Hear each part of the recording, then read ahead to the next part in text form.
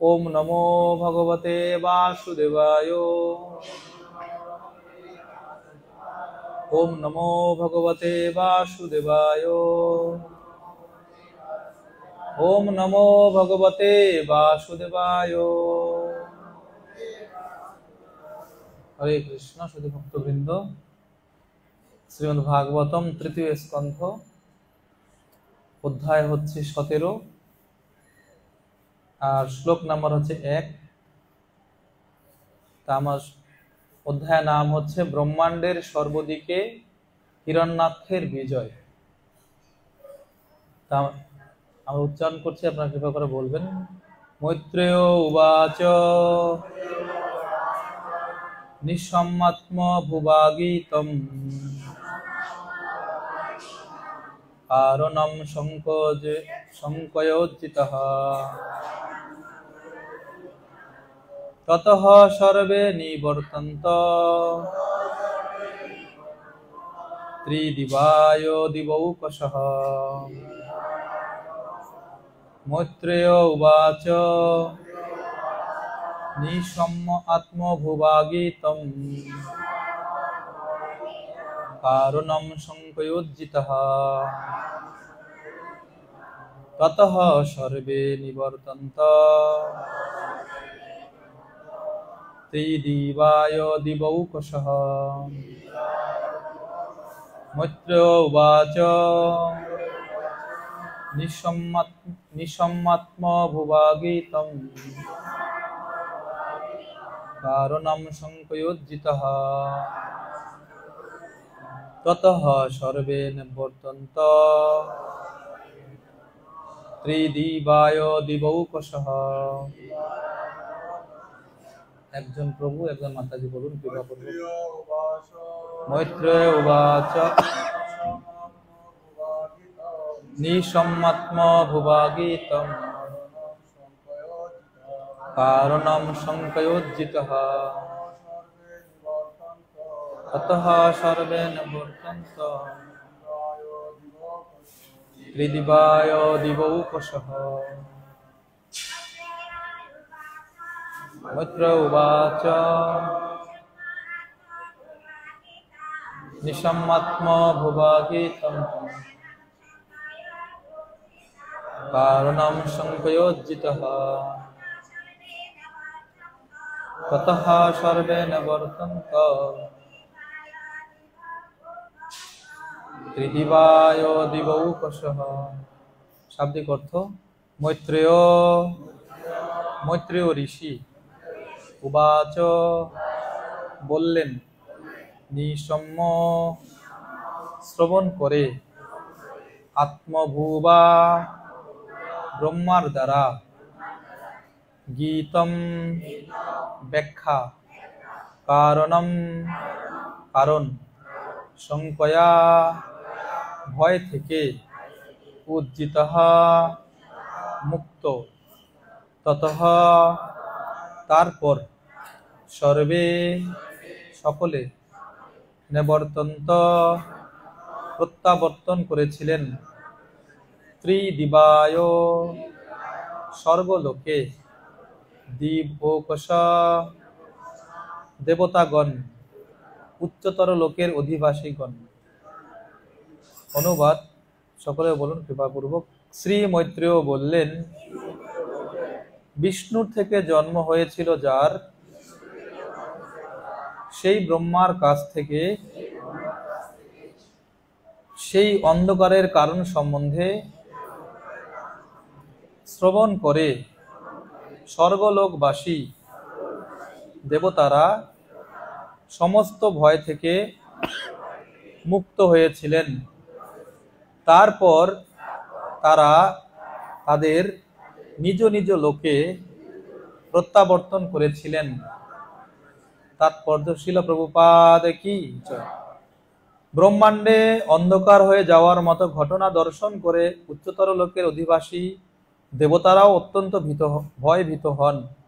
তাই তারা ব্রহ্মার সঙ্গে আলোচনা করেছিলেন।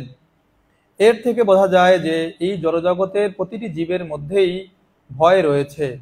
জড় অস্তিত্বের চারটি প্রধান কার্য হচ্ছে আহার, নিদ্রা, ভয় এবং মৈথুন। ভয় দেবতাদের মধ্যেও রয়েছে। প্রতিটি লোকে, এমনকি চন্দ্র সূর্য আদি উচ্চতর লোকে, তাছাড়া এই পৃথিবীতেও এই পাশবিক প্রবৃত্তিগুলি বর্তমান।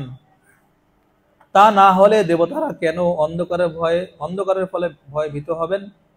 দেবতা এবং সাধারণ মানুষদের মধ্যে পার্থক্য হচ্ছে এই যে দেবতারা মহাজনদের শরণাগত, কিন্তু এই পৃথিবীর অধিবাসীরা মহাজনদের গুরুত্ব অস্বীকার করে।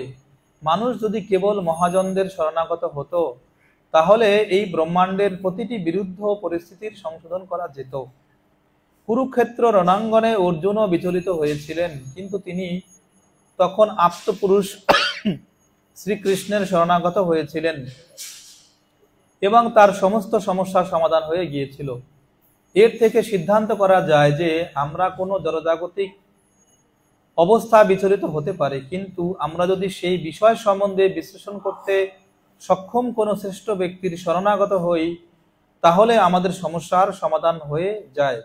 সে বিপর্যয়ের কারণ সম্বন্ধে জানবার জন্য দেবতারা ব্রহ্মার কাছে গিয়েছিলেন এবং তার কথা শুনে তারা সন্তুষ্ট হয়ে শান্ত চিত্তে তাদের স্বস্থানে প্রত্যাবর্তন করেছিলেন। শিল প্রভুপাদ কি জয়। হরে কৃষ্ণ। শুধু ভক্তবৃন্দ, তা আমরা দীর্ঘদিন ধরে এই কশ্যপ এবং দিতি মাতার এই উপাখ্যান শুনছি। এই শ্লোকে এখানে মৈত্রেয় মুনি বলছেন, কি বলছেন? যে বিষ্ণুর থেকে জন্ম হয়েছিল যার, সেই ব্রহ্মার কাছ থেকে সেই অন্ধকারের কারণ সম্বন্ধে শ্রবণ করে স্বর্গলোকবাসী দেবতারা সমস্ত ভয় থেকে মুক্ত হয়েছিলেন। তারপর তারা তাদের নিজ নিজ লোকে প্রত্যাবর্তন করেছিলেন। তা প্রথম প্রশ্ন হচ্ছে, যারা নতুন, আমরা প্রথম আজকে মন্দিরে এসেছি বা নিয়মিত পাঠ শ্রবণ করার সুযোগ আমাদের হয়ে ওঠে না, তারা এই প্রসঙ্গ যদি পূর্ব প্রসঙ্গ না বলা হয় তাহলে আমাদের জন্য বোঝা একটু কঠিন হবে। এখানে বলছে যে ব্রহ্মার কাছ থেকে সেই অন্ধকারের কারণ সম্বন্ধে শ্রবণ করে। তা কোন অন্ধকার? কোন অন্ধকার? না, মৈত্রেয় মুনি বিদুরকে বলছিলেন এই বরাহ ভগবানের কথা সম্বন্ধে।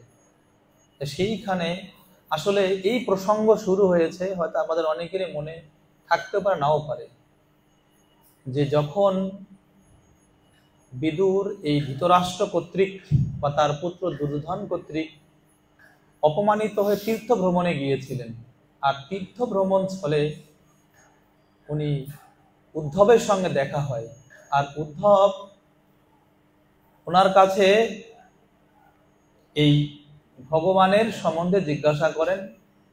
তখন ভগবান অলরেডি তার লীলা সাঙ্গ করে এই জগৎ থেকে অপ্রকট হয়ে যান। তা উদ্ধব ওনাকে এই ভগবানের সম্বন্ধে শ্রবণ করার আকাঙ্ক্ষা দেখে ওনাকে বলছেন, আপনি এই কাছেই এই মহামুনি মৈত্রেয় অবস্থান করছেন এবং ভগবান অপ্রকট হওয়ার পূর্বে এই মৈত্রেয় মুনি এবং আমি ওনার কাছে ছিলাম এবং ভগবান আপনার অপ্রকট হওয়ার আপনার কথা স্মরণ করেছিলেন এবং আপনার জন্য বিশেষ বার্তা উনি রেখে গিয়েছেন। তো এই কথা শুনে বিদুরের আরো ক্রন্দন বৃদ্ধি পেয়েছে। নিজেকে সংবরণ করে উনি এই উদ্ধবের কথা অনুসারে এই মৈত্রেয় মুনির কাছে গিয়েছিলেন। আর মৈত্রেয় মুনির কাছে গিয়ে উনি এই কতগুলো প্রশ্ন জিজ্ঞাসা করেছেন। যারা তৃতীয় স্কন্ধের প্রথম অধ্যায় দিকে শুনেছেন, পড়েছেন, তাদের মনে আছে অনেকগুলো প্রশ্ন জিজ্ঞাসা। তার মধ্যে একটা প্রশ্ন ছিল, ভগবান কিভাবে এই সৃষ্টি কার্য সম্পন্ন করেন। তা এই প্রসঙ্গ বলতে গিয়ে উনি এই কশ্যপ এবং এই সৃষ্টি প্রক্রিয়ার সাথে বর্ণনা করেন। সেইখানে বলতে বলতে এই প্রসঙ্গ আসে। আর মৈত্রেয় মুনি উনি এই কশ্যপ এবং দিতি মাতার প্রসঙ্গ বলেন, বরাহ ভগবানের আবির্ভাব প্রসঙ্গ। সেই বরাহ ভগবানের প্রসঙ্গ উনি পূর্ণাঙ্গ প্রথম থেকে পুঙ্খানুপুঙ্খ বর্ণনা করেন।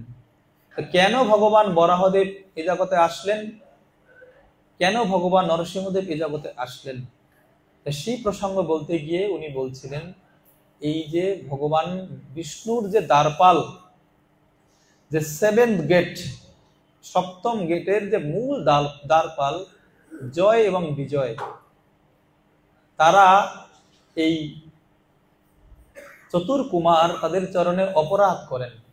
আর এই অপরাধ করার কারণে তারাই এই অসুর দেহ প্রাপ্ত হন। এই তারা মাতা দিতির গর্ভে তারা অবস্থান করছিলেন। এই দিতি মাতার এই যে গর্ভে দুই অসুর বিরাজ করছে, তাদের এই আসুরিক শক্তির প্রভাবে এই জগৎ অন্ধকার হয়ে গিয়েছিল। এই অন্ধকার হওয়ার কারণ, মানে এই জগৎ, এই ব্রহ্মাণ্ড অন্ধকারাচ্ছন্ন দেখে দেবতার অত্যন্ত ভীত হয়েছিলেন। না তারা ভাবছেন কি হবে, মনে হয় ধ্বংস হয়ে যাবে না তো এই ব্রহ্মাণ্ড। আর এই ভয়ে ভীত হয়ে তারা এই জগতের সাথে সুপার ম্যানেজমেন্ট, হায়ার অথরিটি, যিনি ব্রহ্মা শরণাপন্ন হন। ব্রহ্মা শরণাপন্ন হয়ে এই দেবতারা বুঝতে পারছিলেন না এই ত্রিলোক, এই পুরো ব্রহ্মাণ্ড কেন অন্ধকারাচ্ছন্ন হয়ে পড়েছে। আর এই অন্ধকারাচ্ছন্ন হওয়ার কারণে তারা কোনো প্রকার কোনো কার্য করতে পারছিলেন না। তখন ব্রহ্মা সবিস্তারে এই অন্ধকারাচ্ছন্ন হওয়ার কারণ বর্ণনা করেছেন। সেই সবিস্তারে শ্রবণ করার পরে ব্রহ্মা সিদ্ধান্ত দিচ্ছেন যে দেখো, এই অন্ধকার এর কারণ, মূল কারণ হচ্ছে জয় বিজয়। আর এই জয় বিজয় তারা কোনো সাধারণ ব্যক্তি নন, তারা অসুর নন, কিন্তু তারা ভগবানের ইচ্ছাকে বাস্তবে রূপদান করার জন্য। তো ভগবানের কি ইচ্ছা না, ভগবান বীর রস আস্বাদন করতে চেয়েছেন, বীর রস। এই প্রসঙ্গ কোথায়, যে ভগবান যখন ক্ষীর সমুদ্রে শায়িত ছিলেন, তখন এই লক্ষ্মী মাতা ভগবানের চরণ মেসেজ করছিলেন। এই লক্ষ্মী মাতার এই চরণ যখন মেসেজ বলছিলেন, লক্ষ্মী মাতা, প্রভু আপনার চরণ এত সুকোমল, এত কোমল, এই কি করে আপনি এই বীর রস আস্বাদন করেন এর মাধ্যমে, তা আমি দেখতে চাই।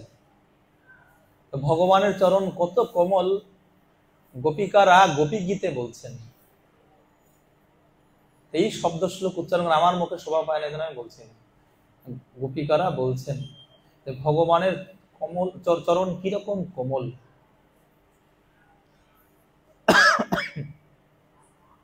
তো তখন ভগবান বলছে তুমি দেখতে চাও আমি কিভাবে হৃদয় সংশোধন করি।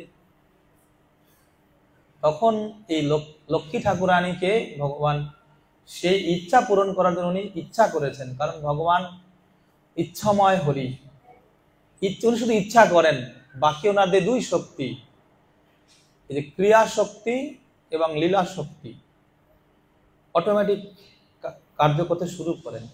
সেই ইচ্ছা পূরণের জন্য ভগবান যুদ্ধ করবেন, আর যুদ্ধ করে যদি আনন্দ না পান তাহলে সে যুদ্ধ করে মজা নেই।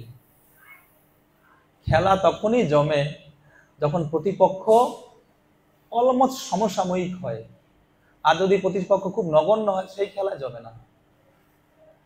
সে প্রতিপক্ষ কে ভগবানের প্রতিপক্ষ হতে পারেন? এ জগতে এমন কেউ নেই, কারণ ভগবান ভগবদ্গীতা বলছেন যে আমার সমানও কেউ নেই, আমার ঊর্ধ্বেও তো প্রশ্নই আসে না, সমানই কেউ নেই ভগবানের। তো ভগবানের এই আনন্দকে প্রাপ্তি করানোর জন্য তখন জয় বিজয় এসেছে। প্রভু আমরা আপনাকে এই সুখ আস্বাদন করাবো। তো এই সুখ আস্বাদন করার জন্য ভগবান উনি ইচ্ছা করেছিলেন, আর ওনার ইচ্ছা অনুযায়ী এই সমস্ত ঘটনা ঘটেছিল। কি না এই ভগবানের যে দুই দ্বারপাল, প্রধান দ্বারপাল জয় বিজয়, তারা এই ব্রহ্মার যে পুত্র চতুর্কুমার, সে চতুর্কুমারের চরণে তারা অপরাধ করেন। এই চতুর্কুমার সাধারণ কোনো ব্যক্তি ছিলেন না। তারা ব্রহ্মার কাছ থেকে ভগবানের মহিমা শ্রবণ করে ভগবত ধামে গিয়েছিলেন। সেই জায়গাতে তাদেরকে আটকে দেওয়া হয়, তাদের পথ অবরুদ্ধ করে দেওয়া হয়, তাদেরকে অপমান করা হয় এবং আচার্যরা বলছেন তাদেরকে ধাক্কা দিয়ে ফেলে দেওয়া হয়েছিল। এই মহৎ চরণে অপরাধ হওয়ার কারণে এই ঋষিরা ক্ষিপ্ত হয়ে তাদেরকে অভিশাপ দেন। আর এই অভিশাপের কারণেই তারা অসুর দেহ প্রাপ্ত হন। আর সেই অসুর দেহ প্রাপ্ত সেই আত্মা, আসুরিক আত্মা, সেই পুরুষের মৃতকণার মাধ্যমে স্ত্রী ঘরে প্রবিষ্ট হয়। তা কোন কোন কোন আত্মা, কোন শুভ আত্মা কখন আসবেন, অশুভ আত্মা কখন আসে, সেই শিক্ষাও এই এপিসোড থেকে দিয়েছে। যখন এই সংসার আশ্রমে অবস্থিত ব্যক্তিরা যদি এই নিয়ম কারণ মেনে না চলেন, সন্ধ্যাকালে তারা যদি এইভাবে শাস্ত্র বর্জিত হয়ে মিলিত হন, তখন এই অশুভ আত্মা বা সেই আসুরিক আত্মাগুলো শিব ঠাকুর তাদের এই পুরুষের মৃতকণায় স্থাপন করেন, অর্থাৎ এই জগতে আবির্ভূত হয়। ঠিক এই কারণে এই সন্ধ্যাকালে দিতি মাতা কশ্যপ মুনির সঙ্গে মিলিত হয়েছিলেন। আর এই কারণে সেই আসুরিক আত্মা, যদি তারা আসুরিক নন, ভগবানের শুদ্ধ ভক্ত, সেই দুই আত্মা জয় এবং বিজয় তারা এই মাতা দিতির গর্ভে অবস্থান করেন। এত প্রভাব, এত শক্তি, গর্ভে থাকা অবস্থাতেই পুরো জগৎ অন্ধকার করে দিয়েছে। আর তার ভয়ে ভীত হয়ে দেবতারা ব্রহ্মার শরণাপন্ন হয়েছে। তখন এই ব্রহ্মা তাদেরকে এই পুরো ঘটনা খুলে বলেন। তখন তারা জিজ্ঞাসা করছেন দেবতারা, প্রভু এর কি সমাধান নেই? আমরা কি মুক্ত হব না এখান থেকে? তখন বলছেন, আসলে এটা আমার হাতে নেই, আমি এর সমাধান করতে পারবো না। মূলত এর কারণ হচ্ছে ভগবান। তবে হ্যাঁ, এখানে ব্রহ্মা আগের অধ্যায়ে, অর্থাৎ 16 অধ্যায়ের যে শেষ শ্লোক ছিল, আমাদের রঘুনন্দন প্রভু উনি গত ক্লাসে বলছিলেন, তো উনি ব্রহ্মা এই ত্রিলোকের যে সমস্ত অধিবাসীরা গিয়েছিল, সেই সমস্ত অধিবাসীর উদ্দেশ্যে বলছে, হে প্রিয় পুত্রগণ, ভগবান হচ্ছেন প্রকৃতির 3 গুণের নিয়ন্তা এবং তিনি বিশ্বের সৃষ্টি, স্থিতি এবং প্রলয়ের কারণ। তার আশ্চর্যজনক সৃজনী শক্তি যোগমায়াকে যোগেশ্বরেরা বুঝতে পারে না। সেই আদি পুরুষ ভগবানই কেবল আমাদের রক্ষা করতে পারেন। এই বিষয়ে চিন্তা করে তার কোন উদ্দেশ্য সাধন আমরা করতে পারবো? এই বিষয়ে চিন্তা করে তার কোন উদ্দেশ্য আমরা সাধন করতে পারবো? অর্থাৎ ব্রহ্মা এই শ্লোকে, আগের অধ্যায়ের শেষ শ্লোক, সেখানে ভগবানের কতগুলো বিশেষণ দ্বারা বিশেষিত করেছেন। তা প্রথম যে শব্দটা, সেই শব্দটা হচ্ছে ভগবান হচ্ছেন স্থিতি, প্রলয় এবং সৃষ্টির, উনি হচ্ছেন মূল কারণ। অর্থাৎ তোমরা যে ভয় পাচ্ছ যে মনে হয় পৃথিবীতে প্রলয় হয়ে যাবে, এই স্বর্গলোক নষ্ট হয়ে যাবে, তোমাদের ভয় পাওয়ার কোনো কারণ নেই। কারণ কি? ভগবান উনি হচ্ছেন সৃষ্টি, স্থিতি, প্রলয়ের কারণ। কখন সৃষ্টি করতে হবে, কখন ধ্বংস করতে হবে, কখন স্থিতি করতে হবে, এটা উনি ভালো করে জানেন। এই ব্যাপারে তোমার আমার কোনো হাত নেই, বা এই ভগবান যদি না চান, কারো পক্ষে পৃথিবীকে প্রলয় করা সম্ভব নয়। এই জন্য তুমি আমি এই বিষয়ে চিন্তা করে কোনো সমাধান করতে পারবো না। আরো শব্দ বলছেন যে ভগবান হচ্ছেন 3 গুণের নিয়ন্তা। যেহেতু উনি 3 গুণের নিয়ন্তা, তিন গুণকে নিয়ন্ত্রণ করেন। যেহেতু এখন মানে তামসিক সময় চলছে, এর একটা লিমিট আছে, অর্থাৎ এক সময় এর পরিসমাপ্তি হবে, শুধুমাত্র সহ্য করো। আর একটা বিষয় বলছে যে ভগবান হচ্ছেন যোগেশ্বর, ভগবানের যে যোগমায়ার শক্তি, এটা সাধারণ মানুষ বুঝতে পারে, যোগেশ্বররাও বুঝতে পারে না।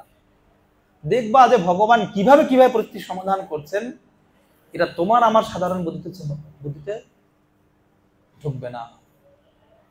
এই কথা শুনে, বিশেষ করে দুটা শব্দ শুনে, এই আজকে যে শ্লোক পড়লাম আমরা, সেই অন্ধকারের কারণ সম্বন্ধে শ্রবণ করেছিলেন। কি কারণ ছিল? কি কারণ না, সেই দুই পার্শ্বদ তারা এই চতুর কুমারের অভিশাপে এইবার তারা এই আসরিক শরীর লাভ করেছে, আর সেই দুই শরীরের দুই আত্মার কারণে প্রভাবে এই জগৎ অন্ধকারাচ্ছন্ন হয়েছে। আর এই অন্ধকারাচ্ছন্ন অবস্থার সমাধান ভগবানই করবেন, এবং যেহেতু সবকিছু শুরু আছে শেষও আছে, তুমি এদের তোমার অপেক্ষা করো, ধৈর্য ধারণ করো। ব্রহ্মার এই কথা শুনে, এই অন্ধকারাচ্ছন্ন হওয়ার কারণের কথা শুনে দেবতারা অত্যন্ত সন্তুষ্ট হয়েছেন, এবং তারা বিশেষভাবে ভয় থেকে মুক্ত হয়েছিলেন। কোন ভয়? যে না জানি কি হবে, না জানি কি হবে। ভয় থেকে মুক্ত হলেই মানুষ প্রসন্ন চিত্ত হয়, এবং তখন তারা যে যে লোক থেকে এসেছিল, এজন্য বলছেন ত্রিদিবায় শব্দ ব্যবহার করেছেন মৈত্র ঋষি, ত্রিদিবায়। ত্রিদিবায় মানে কি? ত্রি মানে তিন, তিন দিব্য লোক, আসলে স্বর্গ, মর্ত, পাতাল, এই তিনটা হলো ত্রিলোক। এই জায়গা থেকে সমস্ত ব্যক্তিরা গিয়েছিল ব্রহ্মার কাছে, তারা অত্যন্ত সন্তুষ্ট হয়ে তারা ফিরে গিয়েছে তাদের নিজ নিজ লোকে। এই হচ্ছে এই শ্লোকের কথা। প্রভুপাদ এখান থেকে আমাদের জন্য যে ফিলসফি দিয়েছেন, এটা বোঝা দরকার। প্রথম হচ্ছে, তারা এই দেবতারা ভয় পেয়েছে। মানুষ সাধারণত কার শরণাপন্ন হয়? সাধারণত দেবতার শরণাপন্ন হয়। দেবতারা কি নির্ভীক? তারা নির্ভীক নয়। কারণটা কি না, এই যে জড় জগৎ, ব্রহ্মার সৃষ্ট যে জগৎ, চতুর্ভুবন যাকে বলা হয়, চতুর্ভুবনে 14 ভুবন, সেই 14 লোক, এই লোকটা হচ্ছে জড়। আর জড় জগতের নিয়মই হচ্ছে কি? 4টা জিনিস: আহার, নিদ্রা, ভয় আর মৈথুন। এই 4টা বৃত্তি এই জড় জগতের প্রতিটি জীবের মধ্যেই রয়েছে। সে যত 14 ভুবন, যত হায়ার প্ল্যানেটের হোক না কেন, এই 14 ভুবনের মধ্যে কেউই এই 4 প্রবৃত্তি থেকে মুক্ত নয়, কেউই নয়। প্রত্যেকের মধ্যে ভয় আছে। তা ঠিক দেবতারাও 14 ভুবনের মধ্যে। 14 ভুবন আমরা জানি, ভুবর জন মহত, এরকম 14 ভুবন। এই ভুবনের মধ্যে ভুব স্বর্গলোক, এই স্বর্গলোকের অধিবাসী যারা, অর্থাৎ এই 14 ভুবন সমস্ত জীবী জড়জগতের মধ্যে।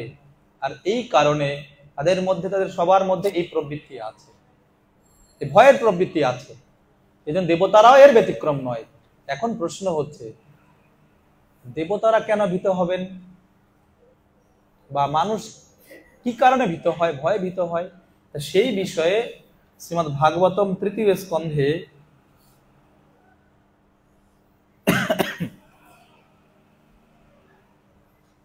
শ্লোকে বলছে,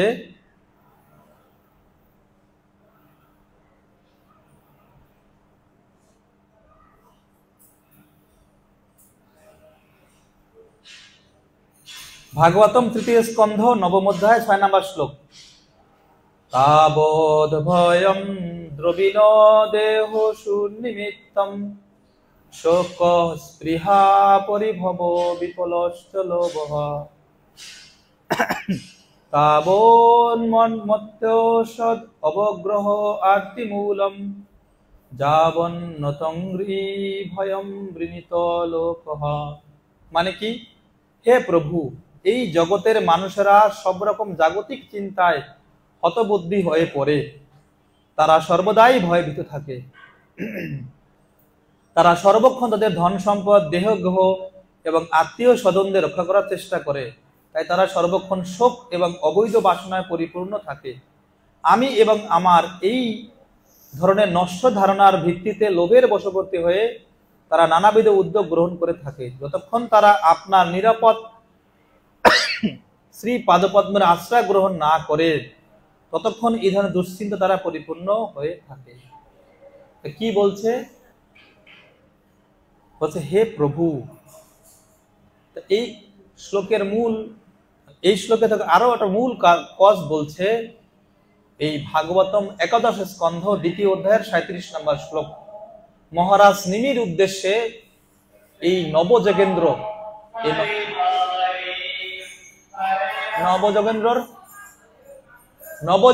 যে এক যোগেন্দ্র হচ্ছেন কবি, কবি বলছেন, ভয়ম দ্বিতীয় অভিনিবেশ শ্বেত ঈশাত অপেত্যস্য বিপর্যয় স্মৃতি তন্মায় বুধ আভজেত্তম ভক্তৈকয়সম গুরুদেব দেবতা আত্মা।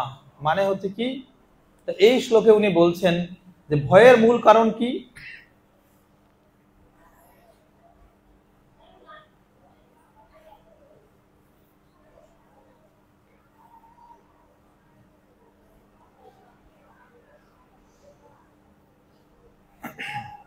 বলছে ভগবানের বহিরঙ্গা মায়া বলে আচ্ছন্ন হয়ে জীব যখন দেহাত্ম বুদ্ধির ফলে জড়জাগতিক দেহটিকে তার স্বরূপ সিদ্ধান্তে বিভ্রান্ত হয়ে পড়ে, তখন ভয় জাগে। এখানে দেবতাদের প্রেক্ষাপট আর এই শ্লোকের প্রেক্ষাপট অনেকটা মিল আছে। কি বলছে এখানে? যে ভগবানের বহিরঙ্গা মায়া বলে আচ্ছন্ন হয়ে জীব যখন দেহাত্ম বুদ্ধির ফলে জড়জাগতিক দেহটিকে তার স্বরূপ সিদ্ধান্তে বিভ্রান্ত হয়ে পড়ে, তখন ভয় জাগে। কখন মানুষের ভয় হয়? সোজা কথায়, যখন আমি এবং আমার এই ভাবনার উদয় হয়। ভয়ম দ্বিতীয় অভিনিবেশত, অর্থাৎ দ্বিতীয় অভিনিবেশ মানে কি? দ্বিতীয় অভিনিবেশ মানে হচ্ছে প্রথম অভিনিবেশ মানে আসক্তি বা উন্মুখী, অর্থাৎ কৃষ্ণ হচ্ছেন প্রথম পুরুষ। কৃষ্ণ ব্যতিরেকে যখন অন্য কোনো বস্তুর প্রতি আমাদের আসক্তির উদয় হয়, মন নিমগ্ন হয়, তখন সেই অবস্থাকে বলা হয় দ্বিতীয় অভিনিবেশ। আর এই দ্বিতীয় অভিনিবেশ হওয়ার কারণেই আমাদের ভয় উৎপন্ন হয়। অর্থাৎ কৃষ্ণ হচ্ছেন প্রথম পুরুষ, আর দ্বিতীয় হচ্ছে কৃষ্ণ ব্যতিরেকে অন্য যা কিছুর প্রতি আমাদের আসক্তি, এটাকে বলা দ্বিতীয় অভিনিবেশ। আর এই দ্বিতীয় অভিনিবেশ হওয়ার কারণটা কি? যখন আমরা ভগবানের বহিরঙ্গা মায়া শক্তি দ্বারা আচ্ছন্ন হয়ে পড়ি, তখন আমাদের স্বরূপকে আমরা ভুলে যাই। আর স্বরূপ ভুলে যাওয়ার কারণে আমরা আমাদের এই জড় শরীরটাকে মনে করি আমি। দেহাত্মবুদ্ধিতে আচ্ছন্ন হয়ে পড়ি, এবং এই দেহাত্মবুদ্ধিতে আচ্ছন্ন হওয়ার কারণেই আমি এবং আমার এই ভাবনার উদয় হয়। আপনারা ভালো করে সায়েন্সটা বুঝুন। এই সায়েন্স না বুঝে শুধু পাঠ শোনাটা বেকার হয়ে যাবে। এই আমি আমার ভাবনার উদয় হওয়ার কারণে, আমি মানে ব্যক্তি, আর আমার মানে আমার যারা সম্পৃক্ত, সেই ব্যক্তিদের সুরক্ষা, সেই ব্যক্তিদের ভালো চাওয়া, এই ধরনের বাসনার যখন উদয় হবে, আর তখনই আমাদের ভয়ের উৎপন্ন হবে। এর জ্বলন্ত দৃষ্টান্ত হচ্ছে কে? অর্জুন। প্রভুপাদ তার কথা উল্লেখ করেছেন না, অর্জুন যুদ্ধ করতে গিয়েছেন, কিন্তু সেই সময়ে যখন অর্জুন বলছে, প্রভু আপনি কৃপা করে রথটা একটু দুই পক্ষের মাঝখানে নিয়ে যান, আমি দেখতে চাই কারা আমার পক্ষে এবং আমার বিপক্ষে যুদ্ধ করতে এসেছে। কৃষ্ণ বলছেন, অর্জুন তুমি দর্শক নাও, তুমি তুমি তো সোলজার, তোমার দেখার কি আবশ্যকতা, দেখার কি আবশ্যকতা? অর্জুন বলছেন, না প্রভু, কৃপা করে একটু আপনি একবার আমাকে এই সুযোগটা দেন। তখন কৃষ্ণ অর্জুনকে রথ চালিয়ে নিয়ে দুই পক্ষের মাঝখানে রেখেছিলেন। আর এই মাঝখানে রাখার কারণে কৃষ্ণ দেখাচ্ছেন, দেখো এই হচ্ছে পিতামহ ভীষ্মদেব, এই হচ্ছে গুরু দ্রোণাচার্য, এই হচ্ছে তোমার আত্মীয় স্বজন, এই হচ্ছে তোমার এই সব আত্মীয়দের কথা বলছেন এবং দেখাচ্ছেন। যেই অর্জুন এই ভীষ্মদেবের দিকে দৃষ্টি গিয়েছে, যখন দ্রোণাচার্যের দিকে তার দৃষ্টি গিয়েছেন, তখন তার প্রকৃত কর্তব্য সে ভুলে গিয়েছে। অর্থাৎ তখনই সে বহিরঙ্গা মায়া শক্তি দ্বারা মোহাচ্ছন্ন হয়েছে। আর মোহাচ্ছন্ন হওয়ার কারণে তখন তার মধ্যে এই ভয়ের উৎপন্ন হয়েছে। কোন ভয়? যদি আমি যুদ্ধ করি তাহলে আমার সমস্ত আত্মীয় স্বজনেরা মারা পড়বে। এই সমস্ত আত্মীয় স্বজন যদি মারা যায়, তাহলে আমি এই হস্তিনাপুরের সিংহাসনে বসেও এই রাজ্য সুখ উপভোগ করতে পারবো না।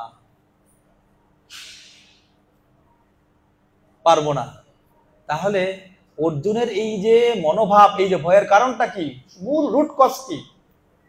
অবিদ্যা। সে অবিদ্যাটা কি না, এই শরীরটাকে সে ব্যক্তি বলে মনে করছে, স্বরূপ বলে মনে করছে।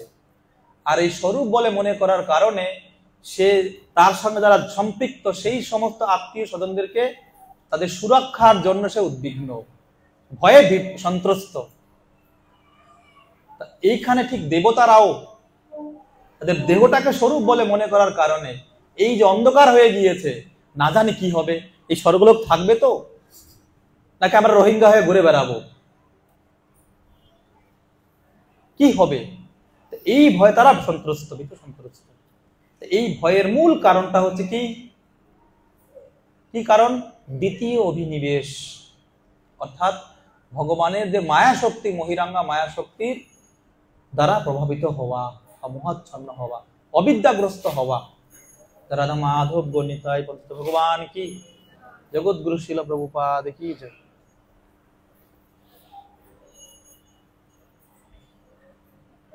এই ভয়ে এই কারণ। এরপরে সেই ভয়ের কারণে যখন এইভাবে পরমেশ্বর ভগবানের সঙ্গে সম্পর্ক সম্বন্ধে বিমুখ হয়, তখন শ্রী ভগবানের সেবক রূপে তার স্বরূপ সত্য বিভ্রান্ত হয়। মায়া নামে অভিহিত বিভ্রান্তির প্রভাবেই এমন বিপর্যয়মূলক ভয়ানক পরিস্থিতির সৃষ্টি হয়। এর অর্থাৎ মূল কারণ, আমরাও সবাই এই বহিরঙ্গা মায়া শক্তির দ্বারা আচ্ছন্ন হওয়ার কারণে, মায়ার দ্বারা প্রভাবিত হওয়ার কারণে আমার এই শরীরটাকে মনে করছে আমি। তার প্রমাণটা আপনারা ওখানে গেলেই পাবেন। আপনি পাশাপাশি বসছেন, আপনার এক বন্ধুর থালায় 2টা মিষ্টি দিল আর আপনার থালা যাবে একটা, তখন দেখবেন আপনার অনুভূতিটা কেমন হয়, যে আমাকে কম দিল, ওকে বেশি দিল, হয় কি হয় না? কারণটা কি? এই বহিরঙ্গা মায়া শক্তি আমি এবং আমার তখনই উদয় হয়। তা আমি এবং আমার দলের লোক, আমার মানে কি বলা যায়, পছন্দের লোক, এরকম তার ভাবনা বুঝতে হবে। সে কি গ্রস্ত আছে? মায়াগ্রস্ত, এবং তার জন্য ভয় অপেক্ষা করছে। তার চিত্ত উদ্বিগ্ন থাকবে সব সময়ের জন্য, কখনো শান্তি পাবে না। যেমনটা অর্জুন, কি বলছে অর্জুন? তার এক্সপ্রেশন ব্যাখ্যা করছে প্রথম অধ্যায় ভগবত গীতার। এই আমার গাত্র শুকিয়ে যাচ্ছে, গায়ে জ্বালা করছে, মুখ শুকিয়ে যাচ্ছে, শরীর থেকে চোখ থেকে জল পড়ছে, এগুলো হচ্ছে তার সিমটমস। কি হলে?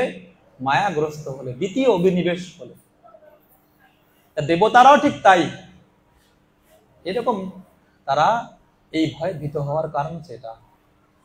কিন্তু প্রভুপাদ তাৎপর্যে লিখেছেন, দেবতা এবং সাধারণ মানুষের বিশেষ পার্থক্য আছে। কি পার্থক্য? তারা ভয়ে ভীত হলেও তারা এই ভয় থেকে মুক্ত হওয়ার জন্য সমাধান চেয়েছেন। সেই সমাধান কার কাছে চেয়েছে? কোনো লোকাল কোনো ব্যক্তির কাছে তারা যায়নি, তারা অর্ডিনারি কোনো ব্যক্তির কাছে যায়নি, তারা গিয়েছে কার কাছে? আত্মভুবা। মৈত্রেয়ী বলছেন আত্মভুবা। আত্মভুবা মানে কি? প্রভুপাদ অর্থ লিখেছেন, যার জন্ম বিষ্ণুর থেকে হয়েছে। যার জন্ম কার থেকে হয়েছে? কোন মাতৃগর্ভ থেকে নয়, সরাসরি বিষ্ণু থেকে। তার মানে এই দেবতারা ভয়গ্রস্ত হয়ে এই বিষম পরিস্থিতি পড়েছে, সেই পরিস্থিতি সমাধান করার জন্য তারা কোনো সাধারণ কোনো ব্যক্তিকে তারা যায়নি, তারা গিয়েছেন আত্মভুবা। যার জন্ম কোনো মাতৃজনী থেকে নয়, সেই আত্মভুবা ব্রহ্মার কাছে তারা গিয়েছেন। তারা জানেন যে সমস্যার সমাধান করার জন্য যদি যে কোনো ব্যক্তির কাছে যাই, সমস্যা কি হবে? যদি সেই ব্যক্তি সমস্যার সমাধান করতে না সমর্থ হন, তাহলে সমস্যা বাড়বে। সমস্যা, ধরেন যদি আপনার অসুখ হয়, তাহলে যাবো সমাধানের জন্য যাবো কার কাছে? ডাক্তারের কাছে। যদি ডাক্তার এক্সপার্ট না হয়, আপনার রোগ ডায়াগনোসিস করতে না পারে, ভালো মেডিসিন প্রেসক্রাইব করতে না পারে, তাহলে কি হবে? ওষুধ খেয়ে রোগ বাড়বে না কমবে? বাড়বে। এই জন্য দেবতাদের সঙ্গে আমাদের এই পার্থক্য, দেবতারা কোন সাধারণ মানুষকে যায়নি সমস্যা সমাধান করার জন্য। যার জন্ম ভগবান থেকে হয়েছিল, তাহলে যার জন্ম ভগবান থেকে হয়, he is not an ordinary person. ঠিক দেখতে পাচ্ছি অর্জুন যখন এইভাবে বিভ্রান্ত হয়ে পড়েছে, কোন সমাধান খুঁজে পাচ্ছে না, কিভাবে সমাধান মানে এই সমস্যা মুক্ত হবেন, তখন কি বলছেন? কার্পণ্য দোষ উপহত স্বভাব, এই বলছে অর্জুন। শিষ্যস্তম সাদিমাম তাম প্রপন্নম। কৃষ্ণ তারে অর্জুন, তুমি আমি তো বন্ধু, আমি তোমাকে কি সমস্যা সমাধান করব?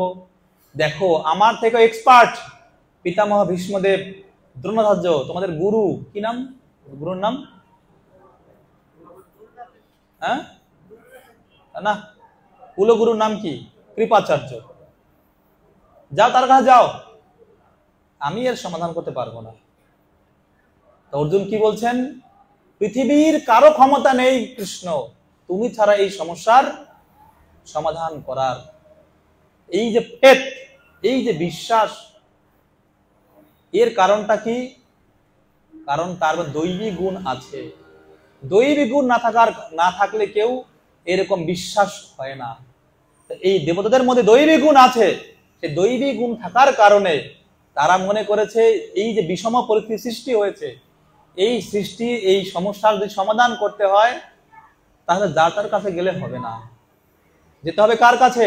মহাজনদের কাছে। যে ব্যক্তি এই সমস্যার সমাধান করতে পারবেন, তার কাছে যেতে হবে। তা প্রভুপাদ আক্ষেপ করে বলছেন যে এই জগতের মানুষ এই বিষম পরিস্থিতি যখন পড়ে, তারা মহাজনের শরণাপন্ন হয় না। এই কারণে অনেক, যদি মহাজনদের শরণাগত হতো, তাহলে অনেক সমস্যার সমাধান করা যেত। তা এখন প্রশ্ন যে মহাজন কারা? দেবতারা না হয় বুঝেছে ব্রহ্মা আত্মভূবা, মহাজন কারা? তা মহাজন কারা সেই বিষয়ে ভাগবতম 6ষ্ঠ স্কন্ধ 3য় অধ্যায়ে 20 এবং 21 নম্বর শ্লোকে বলছেন। কে বলছেন? স্বয়ং যমরাজ। যখন যমদূত এই অজামিলকে আনতে গিয়েছিল, অজামিলকে, অজামিল মানে কি? অজা মানে মায়া, অজা, আর মিল মানে একাকার হয়ে যাওয়া। যে মায়া দ্বারা একাকার হয়ে গিয়ে তিনি হচ্ছেন অজামিল। এই অজামিল সে সারা জীবন ধরে পাপ কাজ করেছে। সেই পাপ কাজ যখন তার অন্তিম সময়ে যমদূত এসেছে তাকে নিয়ে যাওয়ার জন্য, তখন যমদূতদেরকে তাড়িয়ে দিয়েছিল কারা? বিষ্ণুদূতেরা। 4 জন বিষ্ণুদূত এসেছিলেন। তা বিষ্ণুদূতের কাছ থেকে এইভাবে রিজেক্টেড হওয়ার পরে যখন তারা যমদূতরা ফিরে গিয়েছে, তখন তারা খুব রেগে মেগে ফায়ার হয়ে যাচ্ছে। গিয়ে যমরাজকে, যমরাজ হে প্রভু আপনি বলুন এই জগতের শাসনকর্তা কয়জন? কয়জন শাসনকর্তা? তখন যমরাজ বলছেন, কেন? আমি শাসনকর্তা। বলছে, যদি আপনি হয়ে থাকেন তাহলে কেন এরা আমাদেরকে সরিয়ে দিল? বলছে, এরা কারা? কোন তোমাদেরকে কে ফিরিয়ে দিয়েছে? তখন বর্ণনা দেন, এদের গায়ের বর্ণ ছিল এরকম। তখন যমরাজ বুঝতে পেরেছেন যে এরা হচ্ছেন বিষ্ণুদূত, আমার প্রভুর লোক। তখন যমদূতদেরকে এই যমরাজ প্রবচন দেন, খুব সুন্দর প্রবচন। সেই প্রবচনে বলছেন কারা জমালয়ে যাবে, কারা জমালয়ে যাবে না, এবং মহাজন কারা। সেই বিশেষ শ্লোক স্বয়ম্ভব, নারদ, কপিলম, এরকম শ্লোকটা বলছে। 12 জন মহাজনের কথা বলছেন। এরা হচ্ছে স্বয়ং মহাজন, এবং এই মহাজনদের ওনারাই হচ্ছেন ধর্মের আসল রহস্য জানেন। যদি এর বাইরে রাম শ্যাম যদু মধুর কাছে যান, সেই ক্ষেত্রে ওই রাম শ্যাম যদু মধুর মধ্যেই আমরা সিদ্ধান্ত পাবো, এরকম সিদ্ধান্ত পাবো। তো এইখানে সেই 12 জন মহাজনদের সম্বন্ধে এখানে সুন্দর শ্লোক বলছেন। 6ষ্ঠ স্কন্ধের 3য় অধ্যায়ে কি বলছে? স্বয়ম্ভু নারদ শম্ভু কুমার কপিল মনু প্রহ্লাদ জনক ভীষ্ম বলির বৈয়া সখী বয়ম দ্বাদশৈতে বিজানীম ধর্ম ভাগবতম ভটাহা বুদ্ধম বিশুদ্ধম দুর্বোধম যা জ্ঞাত্তম অমৃত অশ্নুতে। মানে কি? ব্রহ্মা, নারদ, শিব, চতুর্কুমার, কপিল, স্বয়ম্ভুব মনু, প্রহ্লাদ মহারাজ, জনক মহারাজ, পিতামহ ভীষ্ম, বলি মহারাজ, সুখদেব গোস্বামী এবং আমরা এই 12 জন প্রকৃত ধর্মের তত্ত্ব জানি। হে ভৃত্যগণ, এই দিব্য ধর্ম যা ভাগবত ধর্ম বা ভগবত প্রেম ধর্ম নামে পরিচিত, তা জড়া প্রকৃতির গুণের দ্বারা কলুষিত নয়, তা অত্যন্ত গোপনীয় এবং সাধারণ মানুষের পক্ষে দুর্বোধ্য। কিন্তু কেউ যদি ভাগ্যক্রমে তা হৃদয়ঙ্গম করার সুযোগ পান, তাহলে তিনি তৎক্ষণাৎ মুক্ত হয়ে ভগবত ধামে ফিরে যান। এই 12 জন মহাজনই জানেন কেবল সিদ্ধান্ত ভাগবত ধর্ম সম্বন্ধে। 12 জনের মধ্যে প্রথম কার নাম বলছিল? স্বয়ম্ভু, মানে ব্রহ্মা। সেই ব্রহ্মার কাছে গিয়েছে কারা? দেবতারা গিয়েছিলেন। ব্রহ্মার কাছে গিয়ে তারা ব্রহ্মার এই প্রবচন শ্রবণ করে তারা সমস্ত ভয় থেকে মুক্ত হয়েছেন, সমস্ত ভয় থেকে। এখান থেকে খুব চমৎকার শিক্ষা যে আমরা দেবতাদের পদাঙ্ক অনুসরণ করি, আমাদের আচার্যকে, আমাদের সংস্থার কে আচার্য? আমাদের এই সংস্থার শিলা প্রভুপাদ। তা আমি দেখেছি বা দেখছি আমাদের অনেক ভক্তরা বাইরের, এই সংস্থার বাইরে তারা পাঠ প্রবচন শোনে, কিন্তু সিদ্ধান্ত মাঝে মাঝে গড়বড় হয়ে যাবে। প্রভুপাদের সিদ্ধান্ত নিয়ে না চলি, ওই বাইরের পাঠ প্রবচন শুনে যদি আমরা ওই সিদ্ধান্ত অনুযায়ী চলি, তাহলে কিন্তু বাবা বিপদ আছে, এবং অনেকে বিপদগ্রস্ত হচ্ছে। আমি তার প্র্যাকটিক্যাল প্রমাণ। আমাদের এক ভক্ত আছে, বেইজে ছিল, তার মাথা শেষ। এই জন্য যে আচার্য নিষ্ঠা না হয়, তাহলে সঠিক সিদ্ধান্তে পৌঁছা যাবে না, এবং সমস্যা পড়তেই হবে। কারণ প্রভুপাদের মনোভাব, প্রভুপাদের সিদ্ধান্ত তার সঙ্গে কখনো মিলবে না। আপনি প্রভুপাদের সিদ্ধান্তের বাইরে কোথায় যাবেন? আমাদের গুরুমা যেন এক বাক্যে বলছেন, কি বলছেন উনি?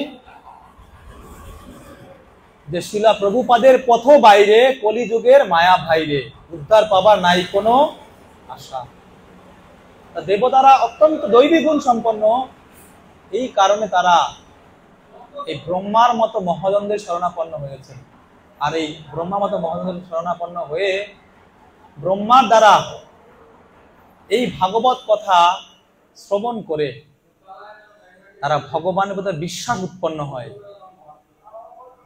কারণ তারা জানেন ভগবান হচ্ছেন অভয় চরণ, ভগবানের চরণে আসনে কোনো ভয় থাকে না। এই জন্য আমাদের এক আচার্য গোবিন্দ ঘোষ মনে হয়, গোবিন্দ দাস না গোবিন্দ ঘোষ, গোবিন্দ দাস মনে হয়। উনি এক সুন্দর কীর্তন লিখেছেন, ভজ হুরে মন শ্রীনন্দ নন্দন অভয় চরণার বিন্দরে। এই অভয় চরণ এই কৃষ্ণের চরণে আশ্রয় নিয়েছিল। এই অভয় চরণ কৃষ্ণের আশ্রয় নেওয়ার কারণে কোনো ভয় থাকবে না। এই কথাই কবি উনি এই মহারাজ নিমিকে বলছিলেন যে, যেটা আমরা পড়লাম এখানে বলছেন যে গুরু দেবতা আত্মা, অর্থাৎ যদি কেউ সৎ গুরুর চরণে আত্মসমর্পণ করেন তিনি নির্ভীক হবেন। সেই সৎ গুরু হচ্ছে কে? ব্রহ্মা। ব্রহ্মার চরণে আত্মসমর্পণ করে তার কাছ থেকে এই প্রবচন শ্রবণ করে ভগবানের তার দৃঢ় বিশ্রদ্ধা উদয় হয় এবং ভগবতার দীর্ঘ মানে সুদৃঢ় বিশ্বাস স্থাপন হয়। তারা সমস্ত ভয় থেকে মুক্ত হয়েছেন এবং তারা ধামে প্রত্যাবর্তন নির্ভীক হয়ে প্রত্যাবর্তন করেছিল। এই শ্লোক থেকে আমাদের জন্য শিক্ষা, যদি এরকম বিষম পরিস্থিতি সৃষ্টি হয় তাহলে সমাধান করতে যাবে কার কাছে যেতে হবে? কার কাছে? মহাজনদের কাছে, শ্রেষ্ঠ ভক্তের কাছে, যারা এই কৃষ্ণ থেকে এই দিব্য জ্ঞান প্রাপ্ত হয়েছেন সেই ধরনের ব্যক্তির কাছে। কিন্তু যারা যদি আমরা এই পরম্পরা বাইরে চলে যাই, রূপ গোস্বামীপাদ বর্ণনা করছেন ভক্তির সমৃদ্ধ সিন্ধু গ্রন্থে, কি বলছেন উনি? যে যারা কনিষ্ঠ লেভেলের ভক্ত তাদের এরকম সম্প্রদায়ের নিষ্ঠা থাকা চাই। সম্প্রদায়ের বাইরে তাদের কোনো ধরনের লেকচার প্রবচন শ্রবণ করা উচিত না। তারা কনিষ্ঠ স্তরে আমরা আছি, আর যারা উত্তম তাদের সমস্যা নেই, তারা যেখান থেকে সেখান থেকে শুনতে পারে। তো এই শিক্ষা আমাদেরকে এই শ্লোক থেকে আমরা পাই। আজকের শ্লোকের সার বস্তু হচ্ছে এই, দেবতারা ভয়ে ভীত হয়। ভয়ের কারণটা কি? দেহাত্ম বুদ্ধি বা অবিদ্যা। আর এই অবিদ্যার দূর হবে যদি বিদ্যা আগমন ঘটে। বিদ্যা হবে কার কার মাধ্যমে? তখন দিব্য জ্ঞান লাভ হবে। দিব্য জ্ঞান কার কাছে পাবো? এই ব্রহ্মাদি মহাজনদের সৎগুরুর কাছ থেকে। যখন সৎগুরু চরণে শরণাগত হব আমরা, সেই গুরুর কৃপাতে আমরা সমস্ত ভয় থেকে মুক্ত হব। আসলে সবচেয়ে এই জগতের সবচেয়ে বড় ভয় আমরা এবং সবচেয়ে বড় বিঘ্ন কৃষ্ণকে ভুলে যাওয়া, সবচেয়ে বড় বিঘ্ন। এটা জন্য কোনো মহাজনরা বলেছেন, সেই দিন দুর্দিন নয়, rainy day is not rainy day. কোন দিন রেইনি ডে? যখন আমরা কৃষ্ণকে ভুলে থাকি। আমরা সবাই কৃষ্ণকে ভুলে আছি, যেন আমরা সবাই বিপদে আছি, ভয়ের মধ্যে আছি। এই ভয় থেকে মুক্ত হওয়ার উপায় একটাই, সদ্গুরু শরণাগত হয়ে শুদ্ধ ভক্তি যাচন করা। তার এই শুদ্ধ ভক্তির প্রভাবে সমস্ত ভয় থেকে মুক্ত হব, আমরা অভয় হতে পারবো। এই হচ্ছে এই শ্লোকের সার কথা। হরে কৃষ্ণ কৃষ্ণ কৃষ্ণ হরে হরে, হরে রাম রাম রাম হরে হরে। গ্রন্থরাজ শ্রীমদ্ ভাগবত মহাপুরাণ কি, জগৎ গুরু শিল প্রভুপাদ কি, সমবেত ভক্তবৃন্দ কি, নিতাই গৌর প্রেমানন্দে হরে হরে।